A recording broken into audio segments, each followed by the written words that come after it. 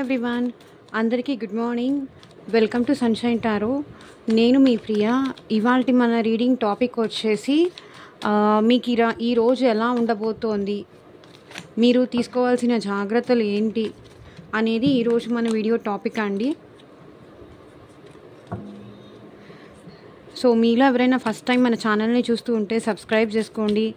పక్కన ఉన్న bell icon activate చేయడం వల్ల నేను నెక్స్ట్ టైం ఏ వీడియో అప్లోడ్ చేసినా మీకు నోటిఫికేషన్స్ అనేది వస్తాయి. సో దట్ ఏ వీడియో కూడా మిస్ అవ్వకుండా చూడొచ్చు.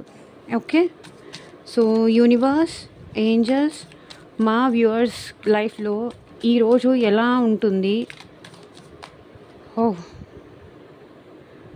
ఈరోజు టవర్ సడన్ చేంజెస్ ఏదో మీ లైఫ్లో అయితే రాబోతున్నాయండి. టవర్ మూమెంట్ లాంటిది ఏదో జరగబోతోంది. ఆల్ ఆఫ్ సడన్ మీ రిలేషన్షిప్లో బ్రేకప్ కానీ లేకపోతే ఎవరితో అయినా గొడవలు కానీ, సో ఏదో విషయంలో నిజం తెలుసుకోవడం కానీ, ఇలాంటిది ఏదో మీకు ఈరోజు జరగబోతోంది అని నాకు అనిపిస్తుంది. చాలా చేంజ్ రాబోతోంది. అంటే ఎవరితో అయినా గొడవ కానీ, రిలేషన్షిప్లో ఇష్యూస్ కానీ, లేకపోతే మీ చుట్టుపక్కల, మీ ఇంటి చుట్టుపక్కల వాళ్ళతో గొడవ కానీ, లేకపోతే మీ మదర్ కానీ, మీ ఫాదర్ కానీ, లేకపోతే మీ పార్ట్నర్తో కానీ, సో ఏదో ఒక రీజన్తో ఏదో తెలియని డిస్టర్బెన్సెస్ అయితే ఈరోజు మీరు మీ లైఫ్లో చూస్తారు అనేది ఇక్కడ కనిపిస్తుంది. అది మేబీ జాబ్ విషయంలో అయినా అవ్వచ్చు, మనీ విషయంలో అయినా టవర్ మూమెంట్ లాంటిది ఏదో జరగబోతుంది. ఆల్ ఆఫ్ సడన్ ఏదో తెలియబోతోంది. లేకపోతే మీరు ఎక్కడైనా ఇన్వెస్ట్ చేసి అది ఫేక్ అని తెలుసుకోవడం కానీ, ఇలాంటిది ఏదో లైక్ మీరేదో ఎక్స్పెక్ట్ చేసినట్టుగా జరగకపోవడము, అది ఇంకొకటి రివర్స్ అవ్వడము.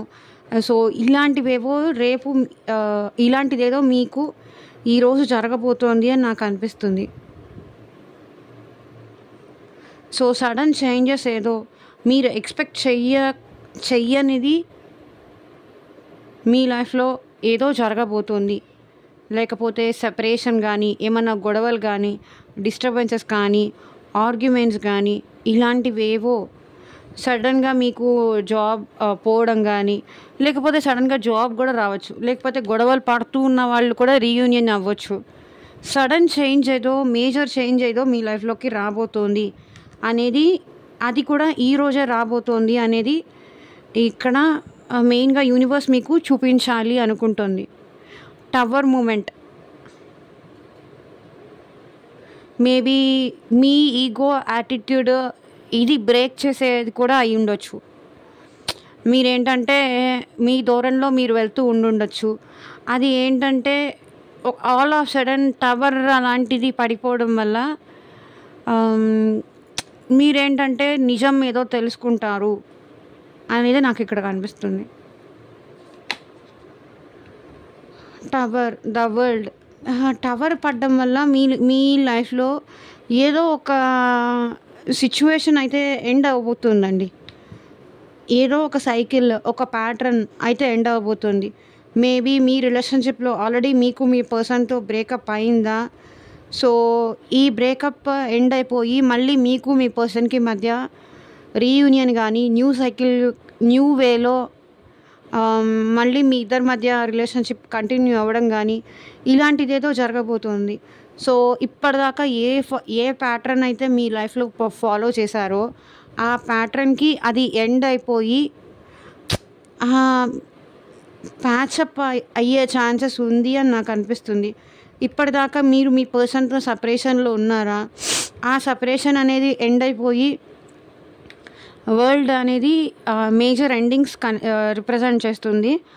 ఈ బ్రేకప్ అనేది మీ లైఫ్లో, ఈ సపరేషన్ అనేది ఎండ్ అయిపోయి న్యూగా మళ్ళీ మీ పర్సన్తో మీరు రీయూనియన్ అవుతారు అనేది కూడా ఇక్కడ చూపిస్తుంది.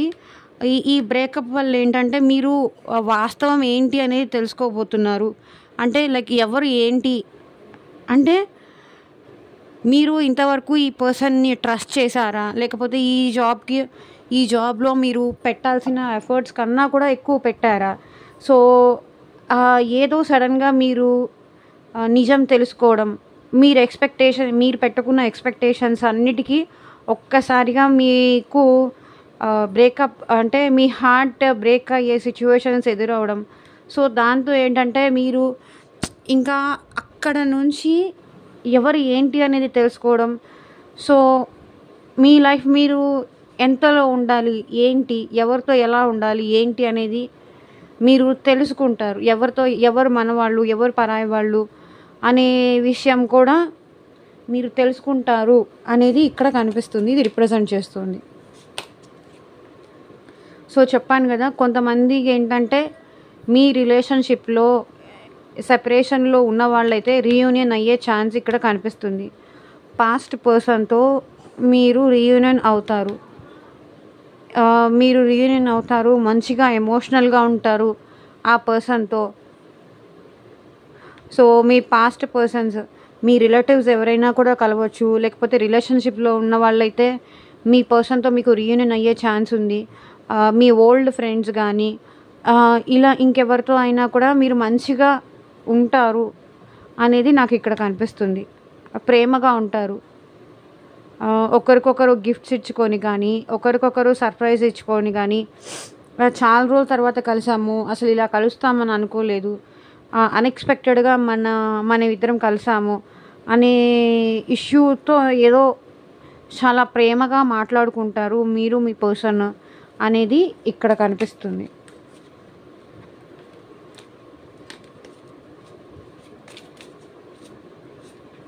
So 4 of pentacles. సో ఈ రీయూనియన్ అయినా సరే మీరేంటంటే ఆ పర్సన్ మీద అంత ఎఫెక్షనేట్గా ఉండలేరు అనిపిస్తుంది. ఎందుకో మీకు సంబంధించిన విషయాలన్నీ మీరు రివీల్ చెయ్యరు, ఆ పర్సన్కి ఓపెన్ అప్ అవ్వరు. ఇంకా మీరు ఆ పర్సన్ని, ఆమె ఆర్ అతన్ని మీద నమ్మకం మీకు పోయింది.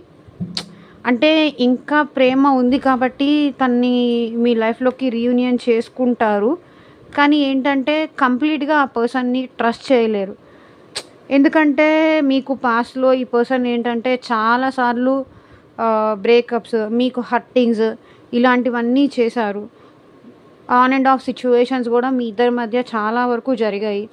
సో ఇప్పుడు వచ్చి తను రీయూనియన్ అయినా సరే మీరు ఏదో పైన అలా మాట్లాడతారు. మీకు కూడా తనతో మాట్లాడాలి అని ఉంది కాబట్టి, తను ఇంకా మీరు మర్చిపోలేకపోతున్నారు కాబట్టి, ఒకవేళ వాళ్ళు వచ్చి మీతో మాట్లాడినా సరే ఓకే ఏం చేస్తాం, తప్పదుగా, ఇంకా తను వచ్చినప్పుడు మనం మాట్లాడాలి, చేసేదేం లేదు అని చెప్పి మీరు మాట్లాడతారు. మంచిగా ప్రేమగా ఉన్నట్టు మీరు కూడా యాక్ట్ చేస్తారు అని నాకు ఇక్కడ కనిపిస్తుంది. బట్ కంప్లీట్గా అయితే మీ లైఫ్లో ఏం జరుగుతోంది, ఏంటి, మీకు సంబంధించిన మనీ మ్యాటర్కి సంబంధించినవన్నీ కూడా ఈ పర్సన్కి ఏది మీరు రివీల్ చేయడానికి ఇష్టపడరు.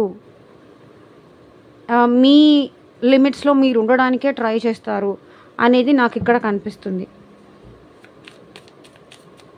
కంప్లీట్గా మీరు ఆ పర్సన్ని, ఆ వ్యక్తిని నమ్మలేరు. ఎందుకంటే మీరు నమ్మి చాలాసార్లు ఈ వ్యక్తి విషయంలో మోసపోయారు కాబట్టి. బట్ తనంటే మీకు ఇంకా ఇష్టం ఉంది, వదులుకోలేరు కాబట్టి. ఇక్కడ క్వీన్ ఆఫ్ కప్స్ ఇక్కడ ఏం రిప్రజెంట్ చేస్తుంది అంటే మీ పర్సన్ మీ లైఫ్లోకి వచ్చిన మీరైతే ఆ పర్సన్ని నిజంగానే ఇష్టపడుతున్నారు, నిజంగానే ప్రేమిస్తున్నారు, నిజంగానే తను కావాలి అనుకుంటున్నారు.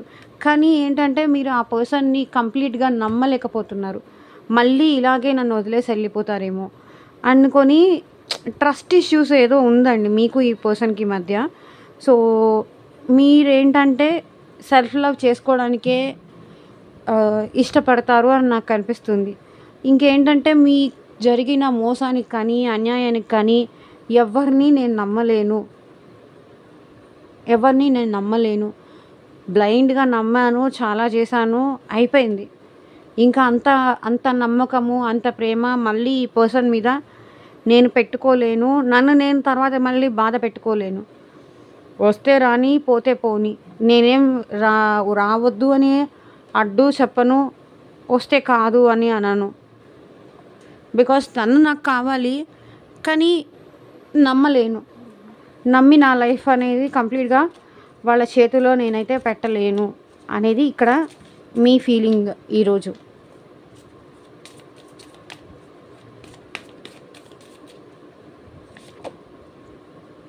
సో 2 ఆఫ్ వర్డ్స్, కన్ఫ్యూజన్లో ఎక్కువ ఉంటారు. సో నాకు తెలిసి రేపు మీరు కన్ఫ్యూజన్లో ఉంటారు, క్రాస్ రోడ్స్లో ఉంటారు. అండ్ మీకేంటంటే నెగిటివ్ థాట్స్ కూడా వచ్చే ఛాన్సెస్ ఎక్కువ ఉన్నాయి ఈరోజు. మీ మైండ్ ఏంటంటే మిమ్మల్ని నమ్మకు, ఈ పర్సన్ని నమ్మావు, నీ గురించి అంతా చెప్పేశావు, నీ గురించి అంతా రివీల్ చేసావు, మళ్ళీ ఆ పర్సన్ మీద అంత ప్రేమ పెంచుకున్నావు అంటే ఈసారి కూడా మళ్ళీ ఈ పర్సన్ నిన్ను అలాగే చేస్తారు. బ్లైండ్గా అయితే నమ్మకు అనే మీ మైండ్ మీకు చెప్తూ ఉంటుందన్నమాట. సో ఎవరిని గుడ్డిగా నమ్మకు, నీ ఇది పైన నువ్వు, నీ కాళ్ళ పైన నువ్వు నిలబడు, నిన్ను నువ్వు సెల్ఫ్ లవ్ చేసుకో, నిన్ను నువ్వు ప్యాంపర్ చేసుకో, నీ బ్యూటీ పైన నువ్వు కాన్సన్ట్రేట్ చెయ్యి, నువ్వు ఏం చెయ్యాలనుకుంటున్నావో అదే చెయ్యి. వచ్చేవాళ్ళు వస్తారు, పోయేవాళ్ళు పోతారు. సో మీకేంటంటే ఈ పర్సన్తో మీకు రీయూనియన్ అయినా కూడా మీరు ఈ పర్సన్ ఏంటంటే నమ్మలేరు. నమ్మకం అనేది ఈ పర్సన్ మీ విషయంలో కోల్పోయారు.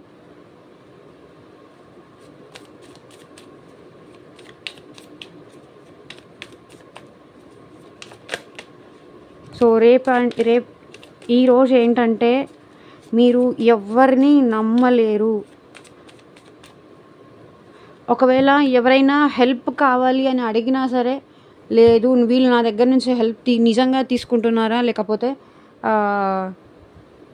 నన్ను టెస్ట్ చేయడానికే వీళ్ళు ఇలా చేస్తున్నారా, నన్ను టెస్ట్ చేయడానికే వీళ్ళు నాతో రీయూనియన్ చేసుకున్నారా, నన్ను టెస్ట్ చేయడానికి నన్ను హెల్ప్ అడుగుతున్నారా,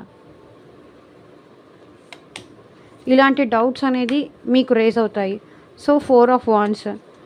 సో ఓవరాల్గా చూసుకుంటే మీకు ఏదైనా మ్యారేజ్కి వెళ్ళడం కానీ ఇలాంటివేవో రేపు కాదు ఈరోజు, నాకు ఎందుకో రేపు అనేది వస్తుంది. రేపు కాదు ఈరోజు అయితే మీరు మ్యారేజ్కి వెళ్ళడం కానీ, సో హ్యాపీగా ఉండడం కానీ, రీయూనియన్ అయింది అని మీరు హ్యాపీగా ఉండడం కానీ, రీయూనియన్ అయింది, నా పర్సన్ నా లైఫ్లోకి వచ్చారు, మాకు రికన్సిలేషన్ అయిపోయింది అని చెప్పి మీరు మీ లోపల హ్యాపీగా ఫీల్ అవుతారు. అండ్ కొంతమంది ఏంటంటే ఫంక్షన్స్కి కానీ పెళ్ళిళ్ళకి కానీ ఇలాంటిది ఏదో వెళ్ళే ఛాన్స్ ఉంది అని నాకు ఇక్కడ కనిపిస్తుంది. సో ఏంజల్స్ మీకు ఎలాంటి గైడెన్స్ ఇస్తారు అనేది చూద్దాం. ఏంజల్స్ మీరు మా వ్యూవర్స్కి ఈరోజు ఎలాంటి గైడెన్స్ ఇవ్వబోతున్నారు చూపించండి.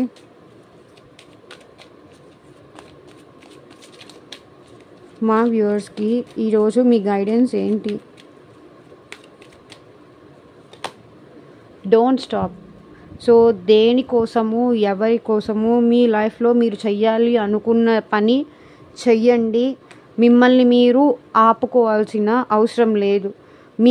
మీరు లిమిట్స్ అనేది పెట్టుకోవాల్సిన అవసరం లేదు. మీ మైండ్కి ఏదనిపిస్తే, మీ మనసుకి ఏమనిపిస్తే, మీ ఇంట్యూషన్కి మీకు ఏమనిపిస్తే అది చెయ్యండి. ఇది చెయ్యొచ్చా, చెయ్యొద్దా, ఇది చేస్తే ఏమవుతుందో, చెయ్యకపోతే ఏమవుతుందో, ఈరోజు నేను ఇక్కడికి వెళ్తే ఏమవుతుందో, వెళ్ళకపోతే ఏమవుతుందో, నేను ఇది చేస్తే అవతల వాళ్ళు ఎలా రిసీవ్ చేసుకుంటారో. సో ఇలాంటివి ఏమీ వద్దు. మీ మనసుకి ఏది అనిపిస్తుంది అలా అని వెళ్ళి వేరే వాళ్ళతో గొడవ పెట్టుకోవడం కానీ, ఏదైనా రోడ్డుకి ర్యాష్గా వెళ్ళి ఏదన్నా వెహికల్ని గుద్దడం కానీ అలాంటివి చేయకండి. ఏదైతే మీకు మనసుకి ఇది కరెక్ట్ అనిపిస్తే మిమ్మల్ని మీరు ఆపుకోవాల్సిన, ఒకరికి మనం అన్యాయం చేయనంత కాలం మన పని మనం ఆపుకోవాల్సిన అవసరం లేదు. మన పని మనం చేసుకుంటూ వెళ్ళిపోవాలి.